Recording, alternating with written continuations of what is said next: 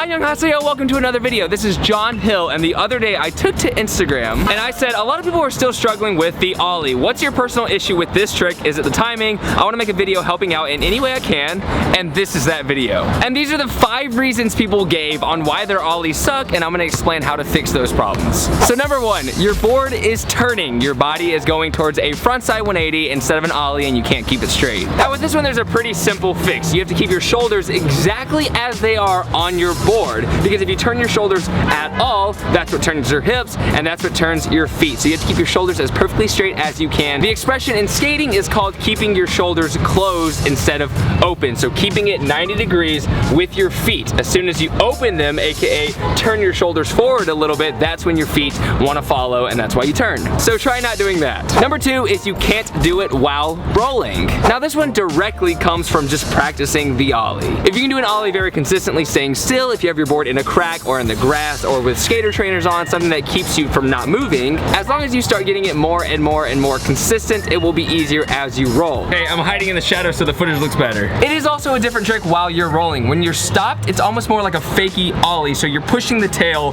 this direction instead of that direction. I promise if you spend a couple of days pushing around the city and practicing Ollies standing still, trying to do about 100 a day, then the moving Ollie will come naturally right after that. Number 3, your back foot leaves the board. Now this one is about finding a perfect middle ground. So when you first start Ollieing, your back foot is gonna be a foot off the board. It's gonna completely leave, and that's just very natural. And it's good to try to give it your all. When you're first Ollieing, jumping high, popping as hard as you can, trying to just push it in there.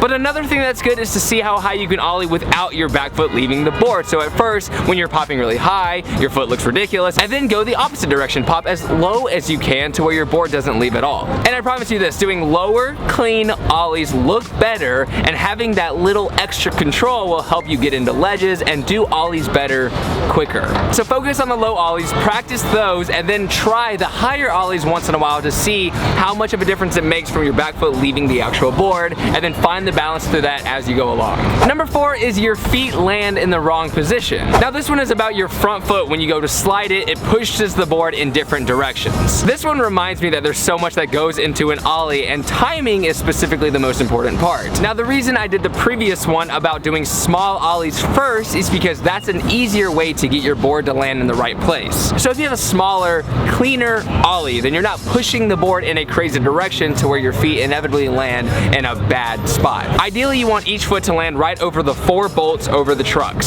So with number 4, I give the same advice with number 3, just do low Ollies, but think about where you're aiming your feet and think about trying to land directly over the bolts. And I know I'm gonna sound like a broken record, but number 5 is actually not leveling out, which also occurs from the board separating from your back foot. So 3, 4, 5, they all go directly hand in hand. The reason it doesn't level out is because the front of your board is much higher than the back of your board, which has to happen to do a good Ollie. But as you can see, when I do lower Ollies, my nose isn't that much higher than my tail, as opposed to when I do a higher Ollie, my board goes almost completely vertical, and then I level it out. And the secret to leveling out quicker is to push your front foot forward and down faster. A lot of people will tweak their Ollies to where their back foot goes higher than their front foot. That's not just a stylish technique to an Ollie, it's also a better way to keep your board from not leveling out. So the best way, I think, to summarize all of this is to try to pop as hard as you can off the tail, but slide your front foot forward as fast as you can, and it's not about getting higher, it's about getting your board to level out. As long as you can control the small Ollies, then it'll be easier for you to take them bigger and bigger and bigger, and the muscle memory in your legs as they build for the small Ollies will incorporate into the bigger Ollies, and it'll be easier. It sucks because skateboarding is all about sitting there trial and error,